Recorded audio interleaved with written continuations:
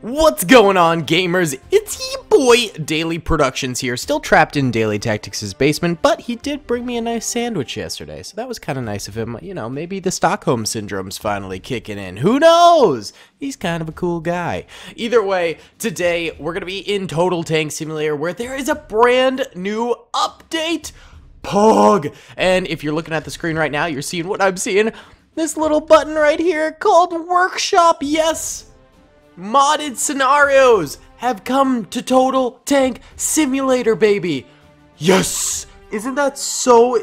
it's exactly what we wanted in the game, basically. Everyone's been calling for scenarios to be, you know, playable from all different players. You know, you'd be able to upload them to the workshop and get other people to try them out and stuff like that. It's literally what everyone's been asking for, and the Total Tank Simulator devs hit us with the good stuff and delivered on what people were asking for. Pretty epic, if you ask me. So, I installed a few different scenarios that I thought would be fun. We have the Battle of Moscow, we have D-Day, and we have a Kill Hitler one. I thought we'd start with the Battle of Moscow one for today, and then maybe throughout the week we do the other two. Let me know if you'd like to see either of these, but you know, this will be the first modded Total Tank Simulator battle that we have done on the channel. This is gonna be so exciting. I genuinely cannot wait. I don't think they've added the ability to actually like mod units themselves, you know, like creating modern units or like zombie units or Star Wars units or, you know, whatever people would end up doing with that. But this is the first sort of step I see of the devs implementing that. You know, they're setting up the workshop now with a more simpler version of that, where you basically can just share scenarios with each other and create your own custom battles and things like that. And then maybe next time around, they'll make it so you can maybe create your own maps or, you know, edit units to have different strengths and abilities. And then from there, maybe, you know, we're able to mess with some mod files and stuff like that. So I'm very excited. This is a fight, Operation Moscow. Fight. Okay. All right. So what do we have here? We are the Soviets, and we're going up against a heavy German defense here in Moscow. Holy cow. Okay, so they got Westby artillery. They got Luftwaffe out the wazoo. They've got anti-tank guns on the ground. They've got some panzers.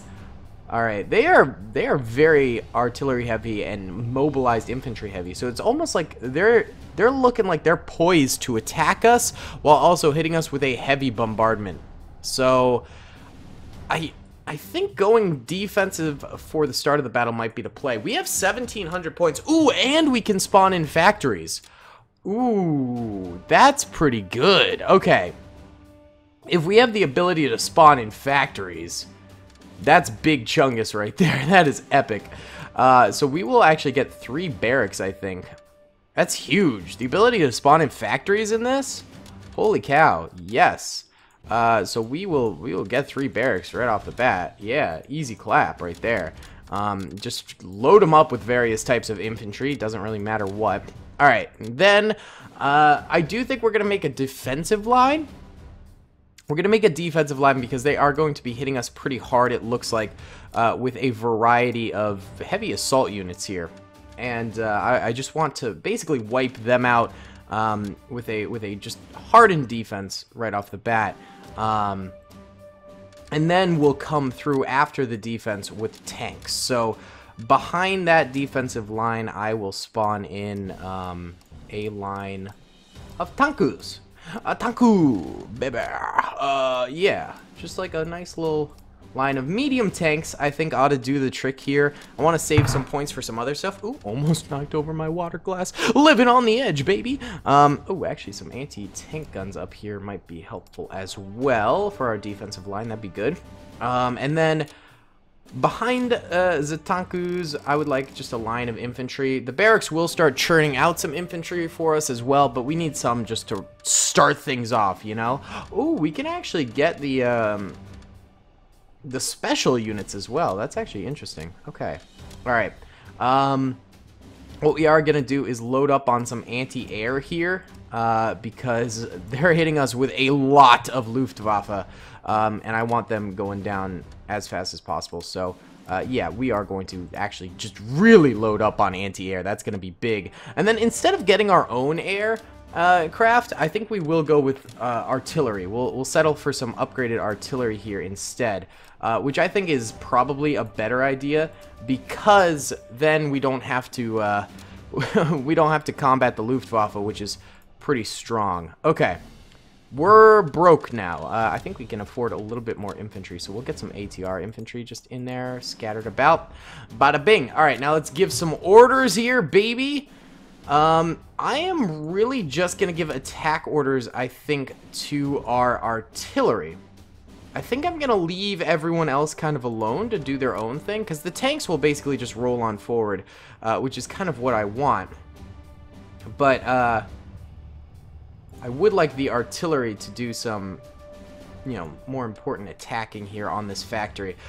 The sooner we basically wipe out this factory, the better off we're going to be. So I will have the majority of artillery just hitting this thing as much as feasibly possible for them to do. And just with the hopes that it goes down relatively quickly here. Okay.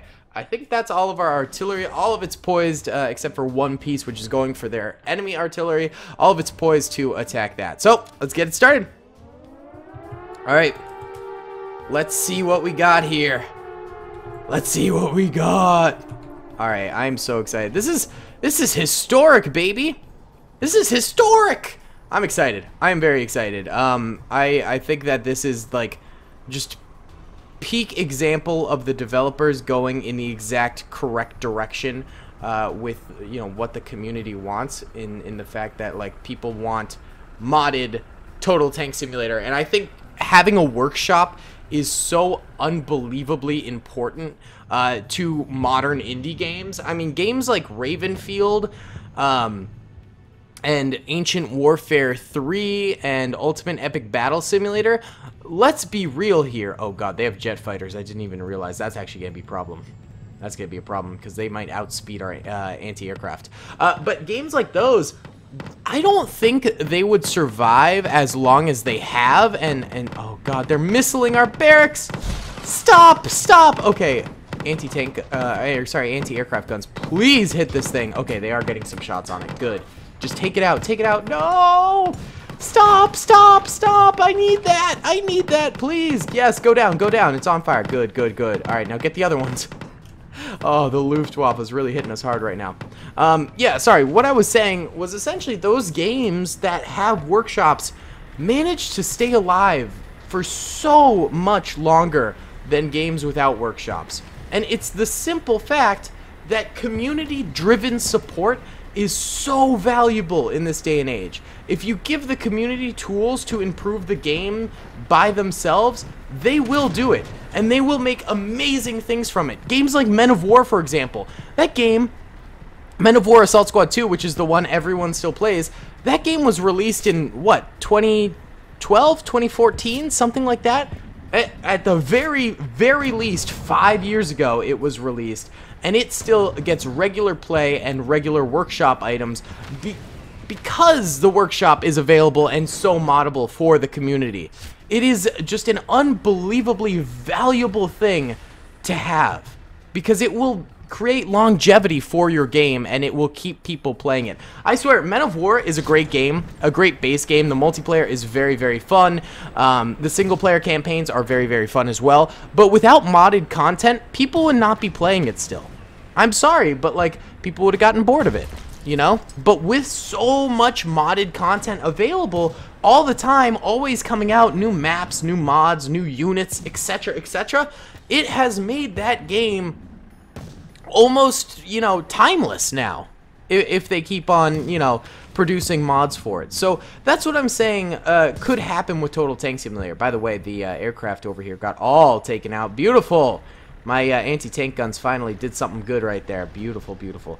But yeah, if Total Tank Simulator really doubles down on the whole fact that you can have mods and mod things in the game, then I think we're going to be looking at just a serious seriously long game, a game that will not die out easily due to the fact that there's just so much community support for it, and the devs are nurturing that community support and, you know, emphasizing the fact that you can do things like this. You can do things like create your own battles and get other people to play them, and I think the next step is to allow people to create their own maps. I think a map editor in Total Tank Simulator would be probably pretty easy to make. I mean, honestly, if you just give us the ability to mold maps and add any assets to those maps, it doesn't sound too hard. As something like the Men of War editor would be cool. I think that would be a big thing for this game. Like, that would be huge. And then the next step after that would be allowing people to mess with the units and, you know, create different units, create, like,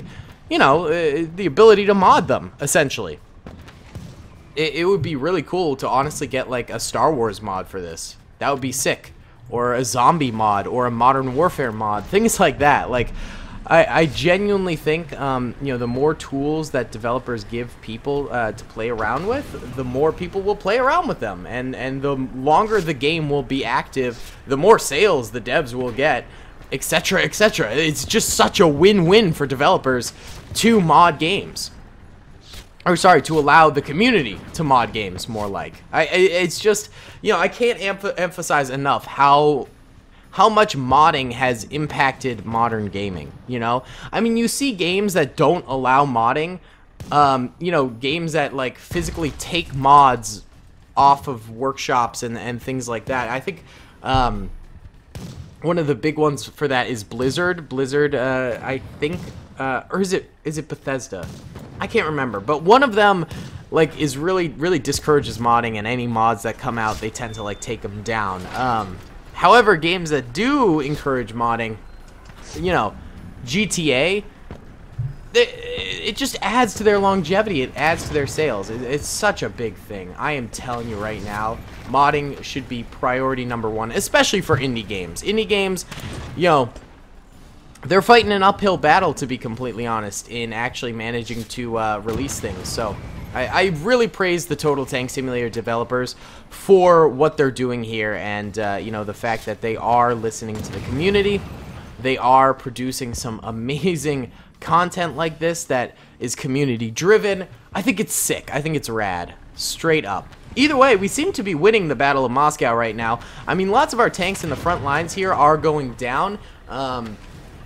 But we took out their factory, which was huge, and we still have 2 of our barracks remaining, which is very good, so we will be getting more infantry reinforcements, and we still have plenty of tanks, too. Our frontline defense we saw kind of crumble before our eyes, but we've still got artillery pounding the enemy right now, and the enemy defense is starting to slowly but surely get scrapped. I mean, there's only a few tanks left alive. There's barely any infantry left alive. I mean, oh yeah, look at the health bar of both sides right now. The Russians, us, we're killing the game, boys. Look at us. Meanwhile, the Germans have, like, nothing left. All right, I am going to try and repair you. Repair. There you go. Ooh, just in the nick of time. Oh, repair kit's not going to be ready for a little bit. All right, drive. Don't get hit. Ah! Run! There's one more German tank here, and it's gone. Boom.